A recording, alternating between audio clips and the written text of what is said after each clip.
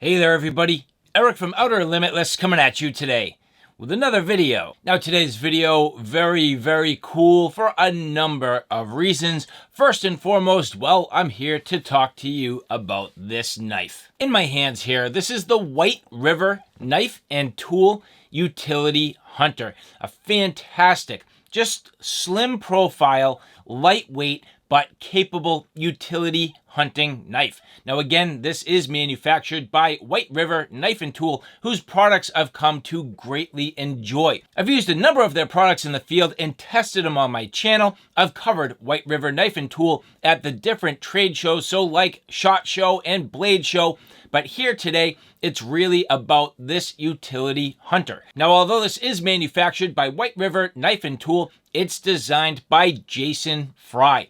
Jason Fry is a custom knife maker.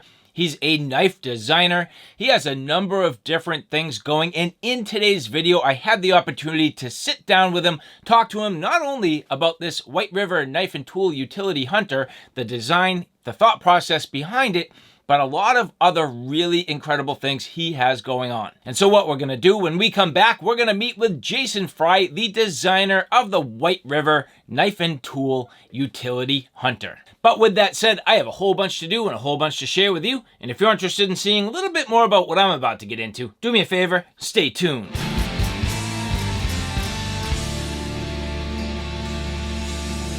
Hey, Jason, what's happening, man? How you doing? Oh, not a lot. Doing pretty good. Enjoying the rain down here in Texas for the first time in a while. Well, hey, first and foremost, man, you're over in Texas there. I'm over on the East Coast, so thank you for accommodating. I really appreciate you being here on the channel. Yeah, I'm glad to be here. So awesome. Well, so for everybody watching here, Jason Fry, first and foremost, I mean, you're a family man. As we already mentioned, you're down in Texas. You're a bladesmith, so a custom knife maker. You're actually at this point even a production knife designer. You've been on Forged in Fire. You're a writer. Man, what else is good with Jason Fry that my viewers might want to know about you? Oh, you figured it out. I chase knife making rabbits. I just kind of do what I want, and so I do some forged stuff. I do some Damascus. I built my own power hammer. I do stainless stock removal. I'm a member of the Knife Makers Guild, on the board of that group. I'm in ABS also. I do write for Blade, write for Knives Illustrated, and I've got 3 knife making books out. And I got 4 kids and a wife, so I just don't stop. I just go all the time. That's pretty much it. Yeah, man. Well, you got a couple of really cool things kicking. Now, the nice thing is to get things started here. I've actually had the opportunity at this point to hold one of your designs, use one of your designs, and showcase it. So let's start with this first and foremost. Really, the reason why we're here, we started talking about your utility hunter here. Now, this is from White River Knife and Tool, a fantastic manufacturer. Now, this here, I've been really happy just how comfortable this is in the hands. A very simple, which I love, very simple design, but that's the magic in this. Talk to us a little bit about this, and then we'll get into some of your custom stuff. Yeah, so I've got one here. It's bright yellow. I got all kinds of crazy colors. So I have deer hunted since I was a kid, and down here a big buck sometimes will field dress 150 pounds. So they're not northern deer, they're not eastern deer. I mean, they're kind of small, and so when your cousin shows up with a K-bar, you're like, what do you need that giant knife for? Right? And so this little knife, I mean, it's not quite 8 inches long, is the evolution of my hunting knife. I built about 100 of these handmade. Wow. I've had them water jet cut so that I have the profile right, but I'll do the heat treat and grind. And like I said, I've made a gajillion of them because it's my hunting knife. And so when it came to White River, again, I've met those guys in person. I trust them. They make knives for Jerry Fisk. That carries some weight to me. If Jerry said he liked them, then I'm good with that. And so I had White River make me some, partly because I've mentioned I like chasing rabbits. Like I want to make crazy Damascus things out of impossible materials like Battleship Texas or something, right? And I only have so many hours, and I Right. cannot make this knife over and over and over again enough times for my customers and still make the stuff I want. So I found somebody I trusted to make them for me, and that's kind of where White River came from. Well, that's really cool and actually interesting that you say that. And I love that you're trying to kind of keep your staple product moving at a rate that you can keep up with whatever demand or what people Mm-hmm. want and maybe offer some variety. Yet, as you said, at the same time, get into those projects, get into the custom work and the things that are keeping you, and not that you're not passionate about, whatever knife you're going to make for somebody, but Right. sort of chasing that dream and advancing. So actually really smart. And I think that's pretty cool. What caught me right away, and this is a perfect marriage between a very nice, clean, and simple design, but the elegance of the manufacturing that you do Mm. get with White River. They do a magnificent job. The fit and finish is second Yeah, to it's none. impressive. So Very you impressive. really end up with this really beautiful package. Now, talk to me real quick about some of the materials. I mean, I know what they are. I mean, White Yeah, yeah. River known for Okay. their S35 VN, but you have a couple of different variations. So what might Yeah, people come to so expect? we did go with the S35VN. I mean, when you go to somebody's house, you ask them what they like and you take their advice, right? Yes. That's what they're known for. And so I said, man, roll with that. Um, in terms of handle material, I really wanted to go with Ultra X Sure Touch, the new rubber G10 Oh, material. yeah. And between COVID and life, it wasn't available. I mean, we couldn't get enough Okay. of it.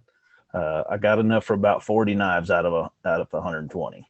Uh, Yep. and yeah, I love the material. It's great material, but we just couldn't get it. So I told White River, I was like, hey guys, I know you have like pieces of stuff like in your shop. You have three sets of scales of leftover purple or something. I mean, just use all that. you know. And so I knew from my perspective, it would give me a bunch of variety. I could kind of treat it as market research.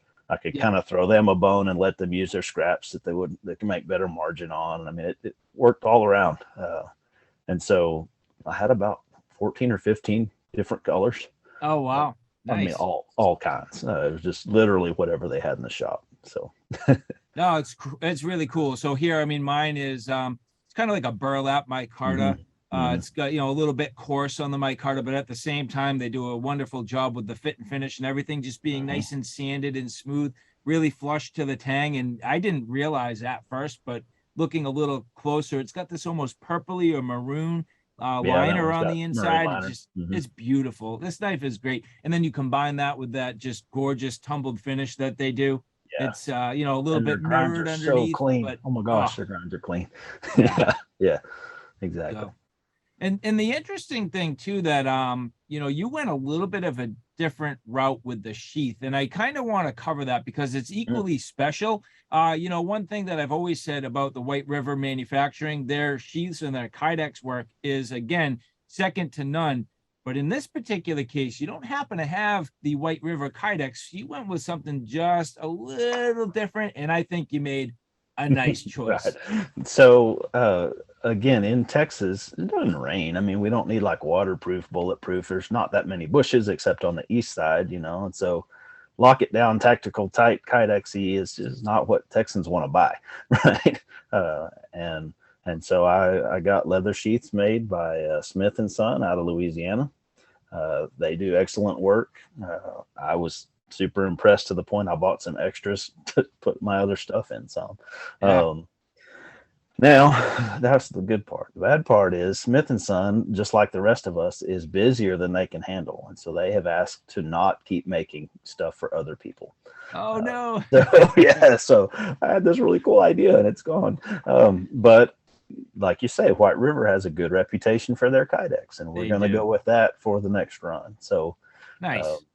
I think this has developed even since you and I talked last. I mean, I have finalized the deal with them, so this knife is going to be in White River's lineup um, everywhere. That's Everywhere beautiful. that you can buy a White River, you can buy one of these that's got my name and their name on it. So That's great. Well, congratulations. Job well done. thank you. I know that at least when it comes to a knife that is actually both branded with the maker's name and also the White River name, there's not a ton of people kind of dabbling in that world. I mean, I know White River has, you know, OEM work that they do for certain people, but at the same time, to have your name on a White River branded knife, that's pretty cool. So congratulations to you. Nice work. Appreciate it. But it's really, again, coming from your custom work that, you know, this whole thing was born. So let's talk now more about your custom pieces. I think people are going to like this. Yeah, cool.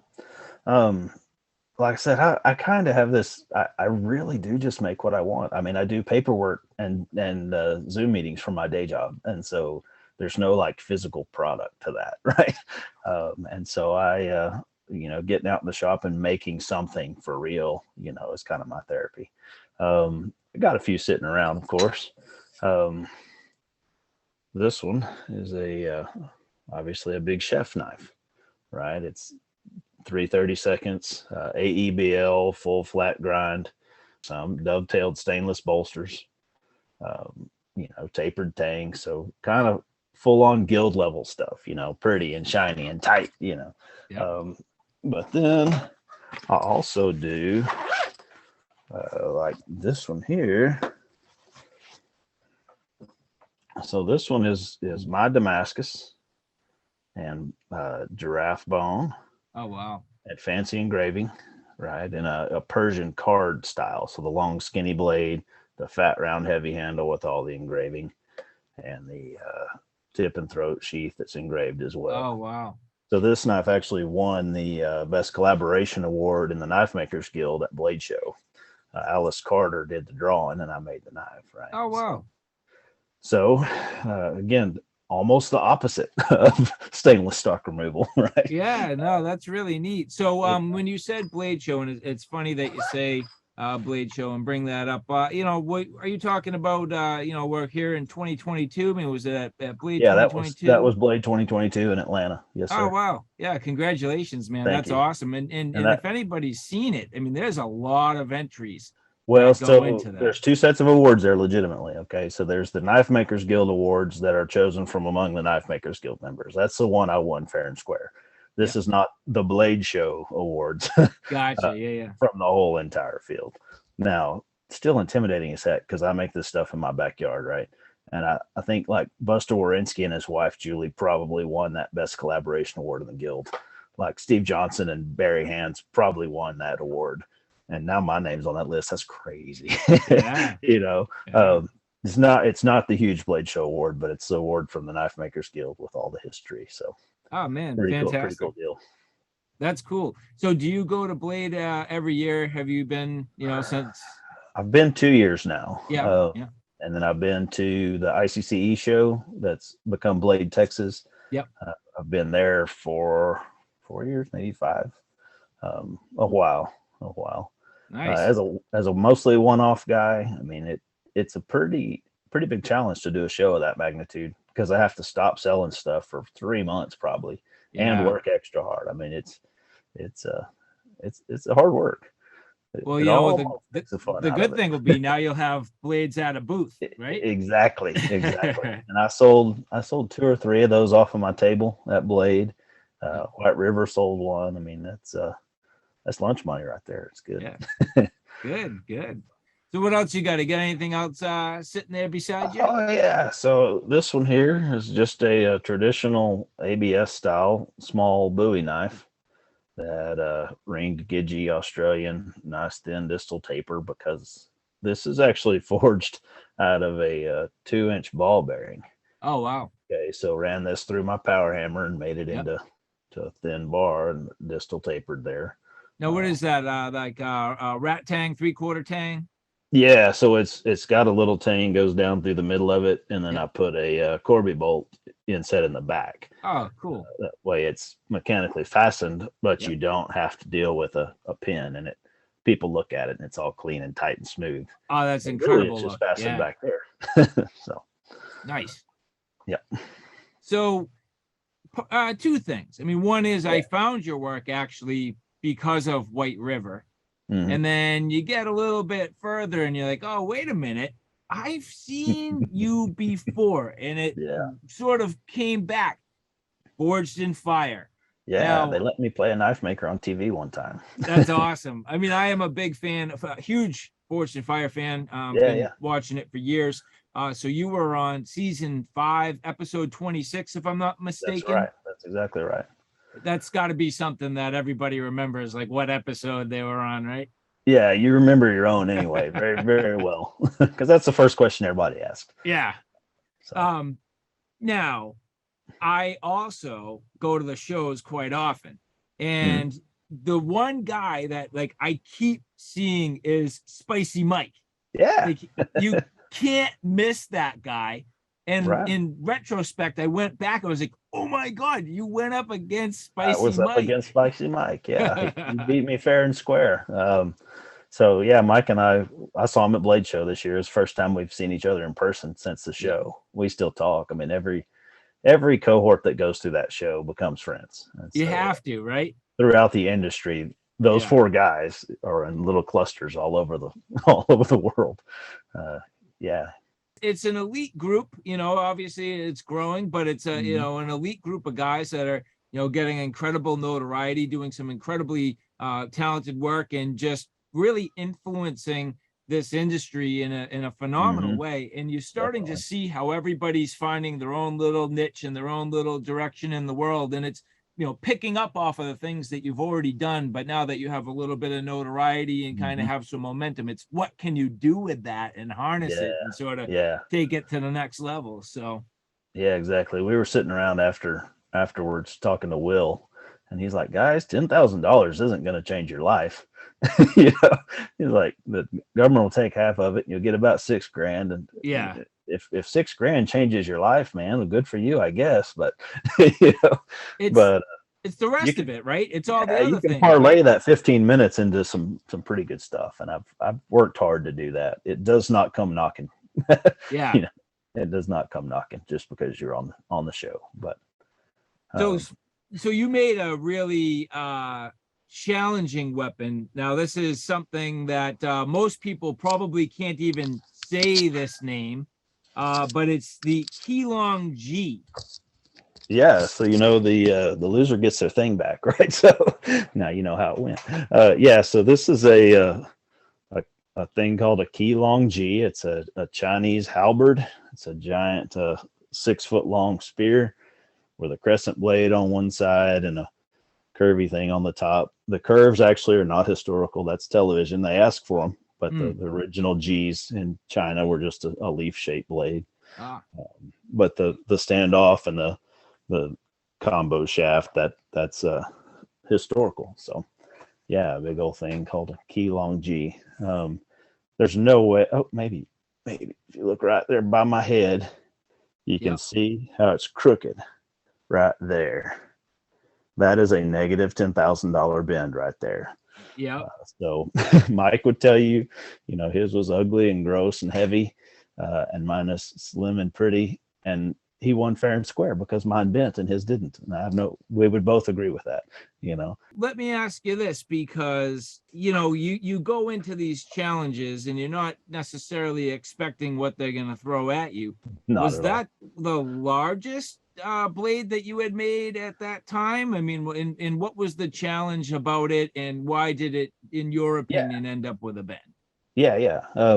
So the metal part of that spear is about 30 inches long. And I had made a 25-inch sword. I mean, they make you practice on some big stuff and show some proof of concept, but I had not made anything that long. I had built a special quench tank to be big enough. But my forge, I had built a forge that would handle Damascus welding better than my previous iteration. But it had a really small heat zone. So, I mean, because it's made for welding stacks. And so the hole was about 2 by 4, 2.5 by 4. And so with those little standoffs on the spear, I had to kind of fish it through every time. And so you couldn't get it moving quite right. I mean, on the show, they show me sitting there heating it up, and then I quench it, and then I take it out, and I'm like, with a file. I'm like, nope, yep. Right. They didn't show me working on it for a dadgum hour to get it to that point. Right. because I could not get the heat even across the whole thing, because I just didn't have enough heat zone. And so I made the choice, I know they're going to try to break stuff with this. Let's make sure that the pointy end is hard, and we'll leave the fattest end be the questionable part. So I made that decision in the moment, and it bit me in the hiney later. So Well, the bottom end of that spear was not hard. And like I say, if you watch the episode, I literally do. I'm like, nope, yep. When I'm checking it with the file, I knew it because I had made that choice to compromise there. Now, since then, of course, I've learned a gajillion things. I would totally do it different, but that was 4 years ago. It right. actually aired 4 years ago this week. Wow. Yeah, that's incredible. Yeah, so well, here's the next thing. That was the finale, right? So the Keylong G was the final weapon, and Right. obviously, as you mentioned, you were the runner-up. But to get there, and this is something that caught me. You actually made more of a Bowie style knife as your entry knife in that competition. Right. What was really interesting and striking to me is it had to be crafted out of a whiskey barrel. Now, I actually feel as though, and please weigh in on this, that actually played to your strengths in a couple of different ways, because in your own personal, handcrafted knives, you actually go after specific types of materials, like say, for example, things that have historical significance, or remnants from different sort of artifacts and things like that. So to actually have something like a whiskey barrel that's sort of thrown at you, and you need to adapt to that. Did that all kind of come into play? I would love to say I planned it that way, but that's kind of chicken and egg. So I really pursued and dove into that more after the show. Oh, okay. Yeah, I mean, it all was kind of happening at once, and I have dove off that way hard. Yeah. But no, I can tell you the billet I welded on the show was, I think, my 6th or 7th attempt. I didn't have a ton of Damascus experience. I've got 4 more years now. That'd be no problem now. I do some things a little different, but it worked. And then the whiskey barrel. I was not really friends with whiskey at that time. I am now. So even that was not that exciting. I have since got some whiskey barrel from Gil Hibben, famous knife maker, lives in Kentucky. I'm friends with him and his wife. And so honestly, I just emailed everybody I knew in Kentucky and asked if anybody could get me some. And that's the hit I got. So yeah, I've pushed into that with getting weird materials from places. But no, on the show it was fairly unfamiliar. Well, that's an awesome spark, and neat that experience really kind of pushed off. And again, remember what you said, it's not about the $10,000, but it's what you do with it. I mean, man, that changed the way you think, right? It did. And like I said, it's a convergence of things. About not quite a year before I did the show. So in January, and then we did the show, shot the show in May, and it aired in September. So in January, I delivered a knife to the governor of Texas. Oh, wow. So some of your people may know Doug Ritter from Knife Rights. Definitely. Yeah, he's a knife designer, nice guy. He recruited me to make a knife on behalf of Knife Rights for the governor after Texas unoutlawed a bunch of knife stuff right through their work. Like used to, you couldn't carry a Bowie knife because the blade had to be less than 5 inches or 5.5 inches or something to carry. Well, they threw that out because it's a dumb law. And so we made a knife for Greg Abbott. And that was the first one. But again, only 6 months before the show. And that one, I was like, well, if I'm giving a knife to the governor, I ought to use something good. So I found some wood from the Capitol grounds and some old wrought iron from a train from the 18s in Dallas. And I use 1836 $half because Texas independence is one of my things. And so that was the first one that I put all the historical stuff in. Wow. And I credited Fisk. Doug's a smart man. He's a lobbyist. He knows how to get stuff done. So he had Jerry Fisk call me. And that's crazy too. It's like, hello, this is Jerry Fisk. Is this Jason Fry? I'm like, holy crap, why are you calling me? Right. It was cool. But Jerry and Doug and the governor and Forge and Fire and later Jim Cooper a little bit, the photographer, Joe Kurtzman, the writer, a lot of different things have pushed me that direction. And yeah, I would say that's one of the things I'd like to be known for eventually. Nice to have those sweet things. little memories, right? Oh yeah, it's been nothing but fun. It's been Nice. good. Well, so let's turn the corner a little bit, because Okay. you are also a writer. Yeah. Now, this is interesting to me because I guess a couple things. One is I like to think I can write, but I don't know that I would ever be able to sit down and write enough to actually completely, Right. fill a book. And you've done it now a couple of times. So, and again, correct me if I'm wrong, but your first book is Knife Making Hacks.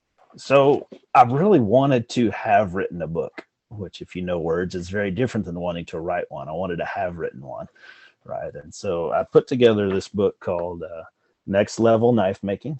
Oh. And what it is 26 chapters from 17 industry experts about the things they know best.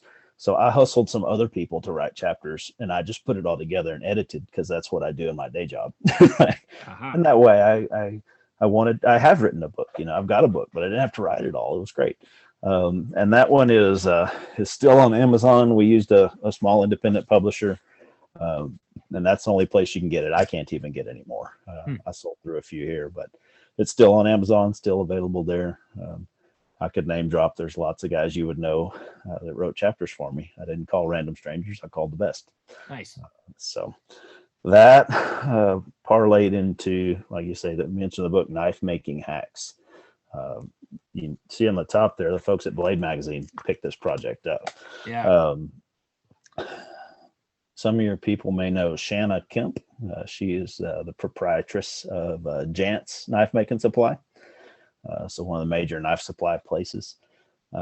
She's a friend of mine, and we were talking one day. She wrote a chapter in my other book about how to parlay an interest in knife stuff into a business, right? I mean, that's a way to go to a next level without making exceptional knives, right? You just go that way with it, right? So I was talking to her, and she said, somebody ought to write like a devotional book for knife makers, except it's all knife crap, just like short little sayings and pretty pictures. That's actually a really good idea. You said somebody ought to write it. Do you care if I write it? She said, no, go ahead. So I wrote it.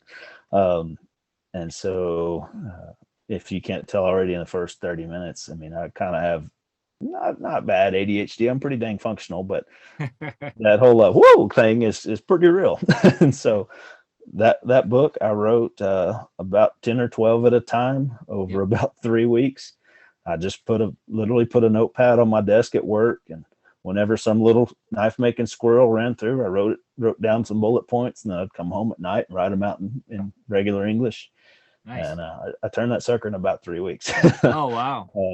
Yeah. And then I was acquainted with Jim Cooper and Caleb Royer from having them shoot my stuff. And Corey Martin as well. So I got access to their picture libraries. And, oh, wow. And there you go. So I made a joke about it being the perfect knife making toilet book. Like, it's not linear. It's quick little things. You don't read through it to learn how to make a knife. It's so that's interesting. Is that Corey Martin photography in there? Uh-huh.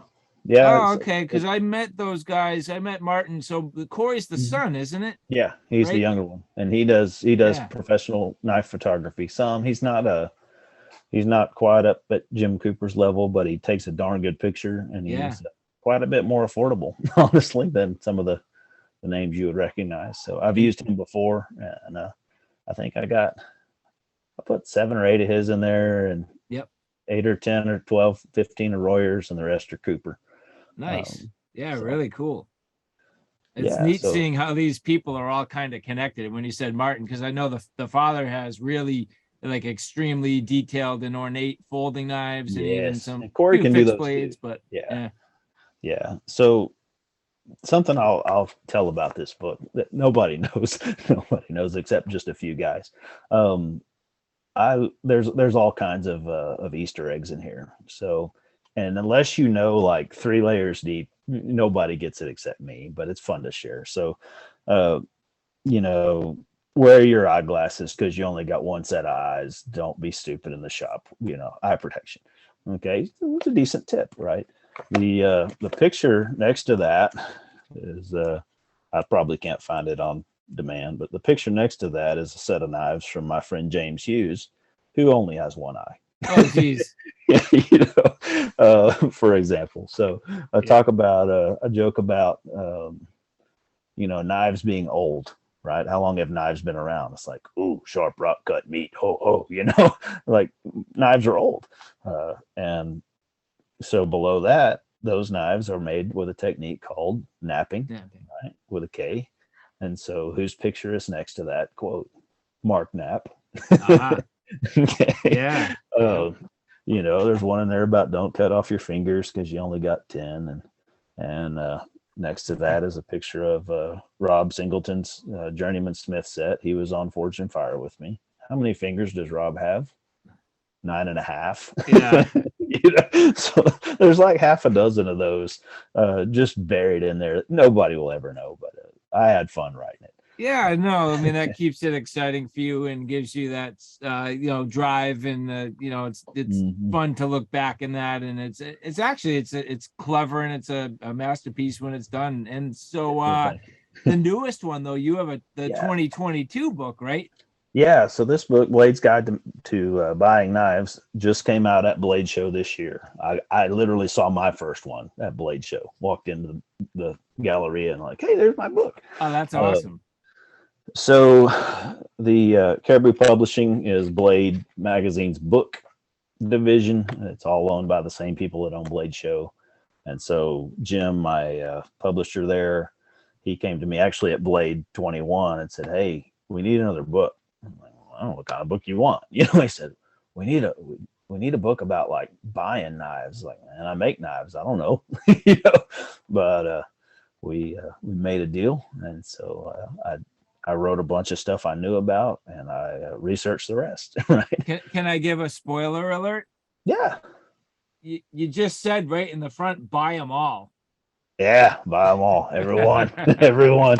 You can, and that's intentionally ambiguous. Buy them all. What? Buy all the knives, of course. Buy all my books. That's handy too, right? Yes. But yeah. So yeah, if you buy them from me, I'll autograph them. I have hacks and buying guide on my website. They're also on Amazon and GunDigest.com's bookstore. They're around. So yeah, no, nicely done, man. I mean, I read through a whole bunch of this, and you know, it's got a lot of good, just practical knife advice. I mean, more so than just buying them, but like, you know, what are you looking for? I mean, what's the steel? What you know, some of the terms that, you know, non-knife guys might not know, like, you know, hardness and, you know, all that, and the types of grinds, and, you know, all the different ways of actually manufacturing knives. So that's I mean, really exactly what are you what getting we're into? for. So, because I mean, you can learn anything off of YouTube in 10-minute slots, you know, but they don't always even know the questions, right? Yeah. And so we were looking for kind of a comprehensive introduction that covered most everything you need to know about knife making and knife buying from a consumer side. It's not a how to make a knife book, but from the consumer side, gives you enough to know how not to get ripped off by a Damascus knife at a gun show, for example, stuff like that. Yep. So that's what that one's about. I saw a couple little collaborations in there. I mean, Ben Banter's NAF's, you know, chart Ben. in there and stuff. So that's cool. Ben, I had not met Ben, and I was desperately hunting for graphics, and I'm not a graphic guy. Like, there's one in there that I literally drew on a piece of paper, like it's a diagram of how to make Explosion Damascus, and that's literally a phone shot of me scribbling. I mean, I can do that. But I needed some graphics, and I came across Ben's NAF's poster. Yeah. And I'm like, holy crap, that's really good work. And so I hunted him down. I was like, hey, can I break up your poster into like 25 different deals? And he's like, yeah, just give me credit for it. So Ben and I kind of hit it off from that. Yeah, it's great. No, Ben's a good dude, and you know, at this point, a staple in the knife community, and so awesome to be able to collaborate with a guy like that. And I feel like he's not going anywhere, and you know, at this point, hopefully you're not either. And so to see you guys finding the ways to, I think we're planning on going happen. up. That's where we're going. Yeah.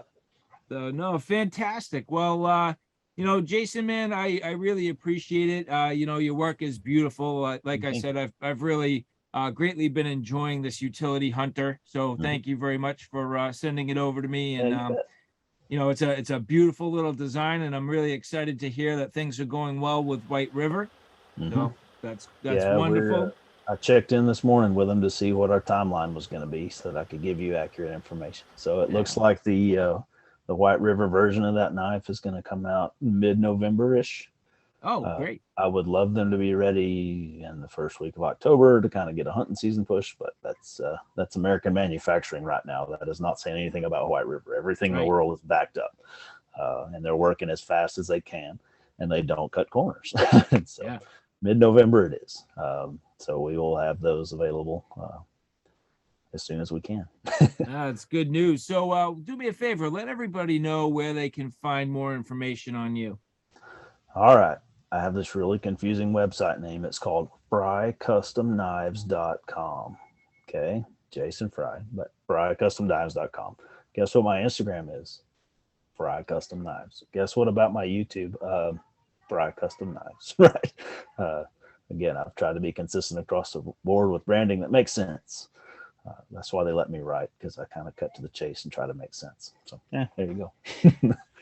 Well, Jason, thank you very much again. Greatly appreciated, man. And thanks for stopping on the channel. I enjoyed the time. Yeah, me too. Thank you. Yeah, take care, man. Thanks. Later.